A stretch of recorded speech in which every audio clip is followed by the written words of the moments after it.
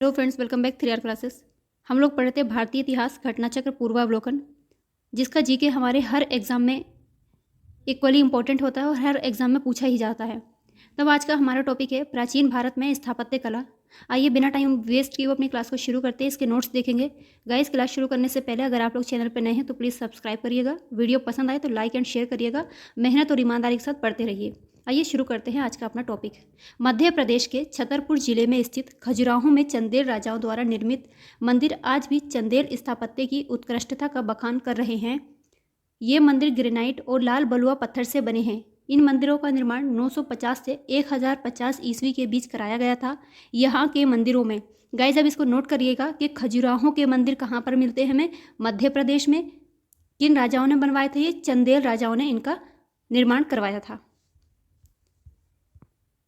इन मंदिरों में कंदरिया महादेव मंदिर सर्वोत्तम है। इस मंदिर का निर्माण संभवतः विद्याधर 11वीं शताब्दी ने करवाया था। विद्याधर ने करवाया था कब? 11वीं शताब्दी में। ये भी बहुत बार पूछा हुआ है। कंदरिया महादेव मंदिर किन शासकों ने बनवाया था? तो याद रखना है, चंदेल शासकों ने।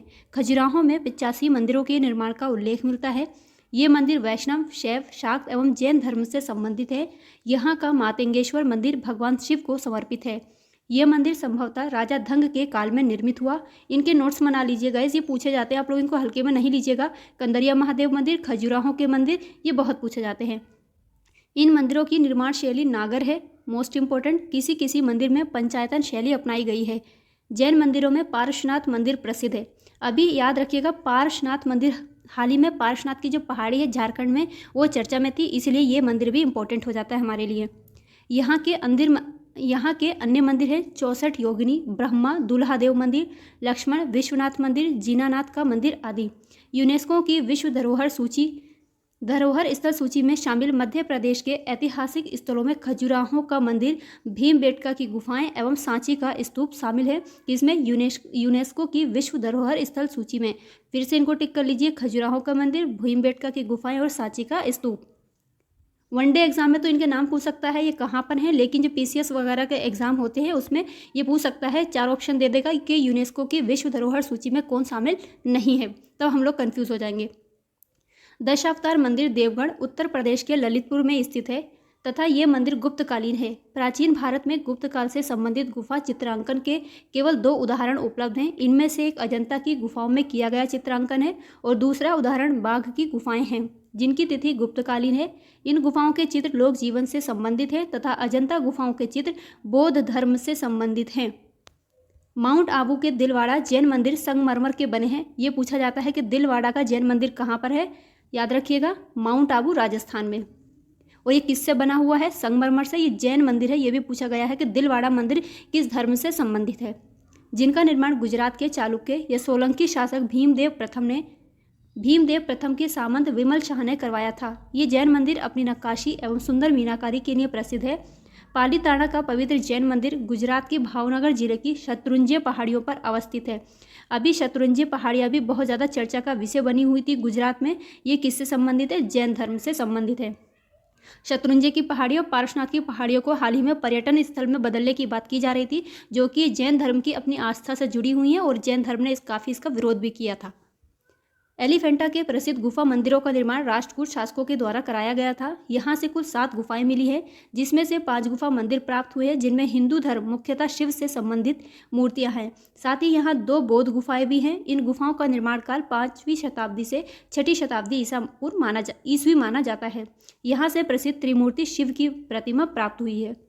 एलोरा, ये एलोरा के मंदिर कहाँ मिलेंगे हमें? एलोरा की गुफाएं महाराष्ट्र के औरंगाबाद जिले में। अभी औरंगाबाद का नाम भी बदल दिया गया है। बताइए क्या नाम है इसका? क्या संभाजी नगर कर दिया गया है औरंगाबाद का नाम बदलकर? कमेंट बॉक्स में बताइएगा। ये शैलकृत गुफा मंदिरों के लिए जग प्रसिद्ध है। यहाँ कुल 34 शैलकृत गुफाएं हैं। ये गुफाएं विभिन्न कालों में बनी हुई हैं तथा और इनमें गुफा संख्या 1 से 12 बौद्धों से संबंधित है, जबकि 13 से 29 हिंदुओं से और 30 से 34 जैनों से संबंधित गुफाएं हैं। तो टोटल कितनी है इसमें? 34 शैलकृत गुफाएं हैं जो थोड़े थोड़े अंतराल पर बनी है। एलोरा का कैलाश मंदिर शैलकृत स्थापत्य का उदाहरण है। द्रविड़ शैली के इस विश्व प्रसिद्ध मंदिर का निर्माण राष्ट्रकूट शासक कृष्ण प्रथम ने करवाया था। ये क्वेश्चन भी पूछा हुआ है। पश्चिमी भारत में प्राचीनतम शैलकृत गुफाएं नासिक, एलोरा एवं अजंता में हैं। ये तीनों स्थल महाराष्ट्र में स्थित है। नासिक की बौद्ध गुफाएं सुविख्यात हैं। उन्हें पांडव लेनिक कहा जाता है। राष्ट्रकूट शासकों के समय वैसे तो ब्राह्मण धर्म का महत्व था, किंतु ब्राह्मण धर्म की तुलना में जैन धर्म का अधिक प्रचार प्रसार था और इसे राजकीय संरक्षण भी प्राप्त था। राष्ट्रकूट शासक अमोघ वर्ष का गुरु जैनाचार्य जिनसेन था, जिसने आदि पुराण की रचना की। उस समय शासकों तथा सामंतों के साथ साथ सेनापति पदों पर भी अनेक जैन धर्मानुयायियों की नियुक्ति की जाती थी। गाइस, अगर क्लास पसंद आ रही हो तो प्लीज़ इसको लाइक एंड शेयर करते चलिएगा। जब तक भी हम नोट्स नहीं पढ़ेंगे इसके, तब तक हम क्वेश्चंस को कैसे सोल्व कर पाएंगे, इसीलिए नोट्स पढ़ना भी बहुत ज़रूरी है। अजंता की गुफाएं वाकाटकों के अधीन राजसी संरक्षण और जागीरदारों द्वारा निर्मित करवाई गई थी। अजंता की गुफा संख्या 16 में उत्कीर्ण मरणासन राजकुमारी का चित्र प्रशंसनीय है। इस चित्र की प्रशंसा करते हुए ग्रिफिथ, वर्गेस एवं फर्गुसन ने कहा है, करुणा भाव एवं अपनी कथा को स्पष्ट ढंग से कहने की दृष्टि से ये चित्रकला के इतिहास में अनतिक्रमणीय है।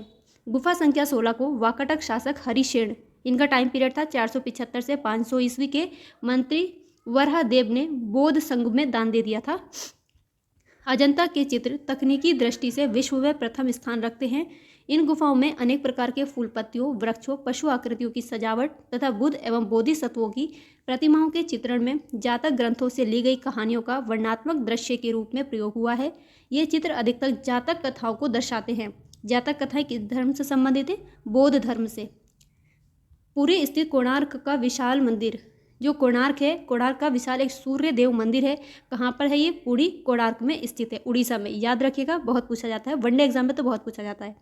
सूर्य देव का मंदिर नरसिंह देव वर्मन प्रथम चोटगंग ने बनवाया था। ये मंदिर 13वीं शताब्दी का है तथा ये अपने विशिष्ट शैली के लिए प्रसिद्ध है। इस मंदिर का आधार एक विशाल चबूतरा है। इसके चारों ओर पत्थर के तराशे हुए 12 पहिए लगाए गए हैं और सूर्य के रथ का पूरा आभास देने के लिए चबूतरे के सामने जो सीढ़ियां हैं उनमें 7 अश्वों यानी 7 घोड़ों की स्वतंत्र मूर्तियां लगी हैं, मानो कि ये 7 अश्व रथ को खींच रहे हों। आपको याद यहाँ से रखना है, इंपॉर्टेंट है, इस लाइन को नोट कर लीजिएगा, यहाँ से यहाँ तक इंपॉर्टेंट है। मानो कि ये 7 अश्व रथ को खींच रहे हो। कोणार्क के सूर्य मंदिर को काला पेगोडा या ब्लैक पेगोडा भी कहा जाता है। मोस्ट इंपॉर्टेंट पूछा गया सवाल है। काला पेगोडा या सूर्य मंदिर को काला पेगोडा या ब्लैक पेगोडा कहते हैं और इसको यूनेस्को के द्वारा वर्ष 1984 में विश्व धरोहर स्थल घोषित किया गया है। ये पीसीएस में पूछा गया सवाल है। लिंगराज मंदिर कहाँ है? उड़ीसा में, उड़ीसा के भुवनेश्वर में स्थित है। इस मंदिर की शैली कैसी है? नागर शैली है। ये नागर शैली का सर्वोत्तम मंदिर है। लिंगराज मंदिर का सबसे आकर्षक भाग उसका शिखर है। इसकी ऊंचाई 180 फीट है। जगन्नाथ मंदिर कहाँ है? यह भी उड़ीसा राज्य के पुरी जिले में अवस्थित है। याद रखना, स्क्रीनशॉट ले लीजिए। लिंगराज मंदिर उड़ीसा के भुवनेश्वर में है और जगन्नाथ मंदिर उड़ीसा के पुरी जिले में स्थित है। ये मंदिर नागर शैली में बना है। मोढेरा का सूर्य मंदिर गुजरात में स्थित है। इसका निर्माण यहाँ पे छूट गया है थोड़ा, 11वीं शताब्दी में इसका निर्माण कराया गया था। अंकोर वाट मंदिर समूह का निर्माण कंपूचिया, जिसको वर्तमान में कंबोडिया कहते हैं, इसके शासक सूर्यवर्मन II द्वारा 12वीं शताब्दी के प्रारंभ में अपनी राजधानी यशोधरपुर वर्तमान अंगकोर में कराया गया था। अंकोर वाट का मंदिर कहाँ पर है? कंबोडिया में। विष्णु को समर्पित द्रविड़ शैली का ये मंदिर विश्व का सबसे बड़ा हिंदू मंदिर समूह है। किस शैली में बना हुआ है? याद रखिएगा, द्रविड़ शैली में। और कहाँ पर है ये? कंबोडिया में।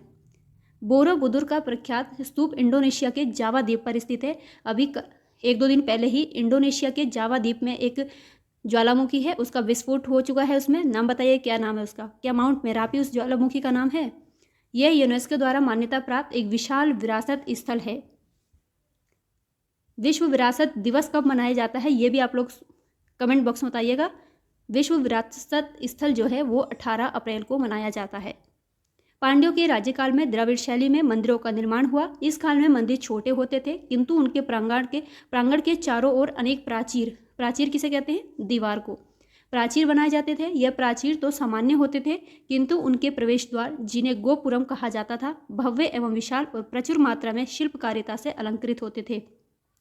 मामल शैली 640 से 674 ईस्वी का विकास नरसिंह वर्मन प्रथम महामल के काल में हुआ। इसके अंतर्गत 2 प्रकार के स्मारक बने, मंडप तथा एकाश्मक मंदिर, जिन्हें रथ कहा गया।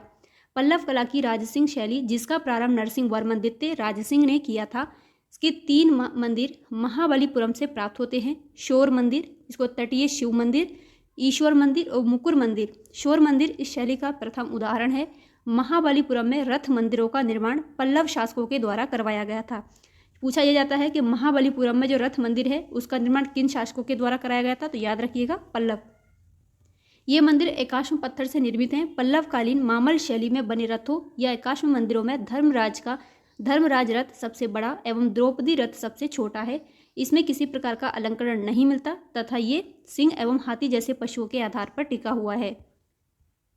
श्रीनिवासन नल्लूर का कोरंगनाथ मंदिर जो है वो चोल शासक परांतक प्रथम के काल में निर्मित हुआ था। अब ये पूछा जाता है कि तंजौर में राजराजेश्वर, जिसको हम लोग बृहदेश्वर मंदिर भी कहते हैं, उसका निर्माण राजराज प्रथम के काल में निर्मित हुआ था।